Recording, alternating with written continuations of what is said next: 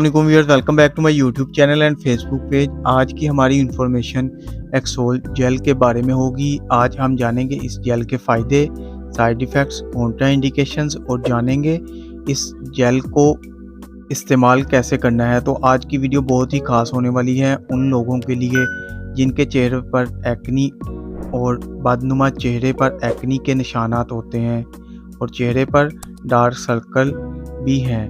ये इन लोगों के लिए बहुत यूज़फुल वीडियो उनकी खिदमत में हाजिर है। तो सबसे पहले हम इस जेल की कंपोजिशन के बारे में जानते हैं। क्लिंडामाइसिन फॉस्फेट इस जेल की कंपोजिशन है और ये जेल की सूरत में और लोशन की सूरत में दस्तयाब होती है।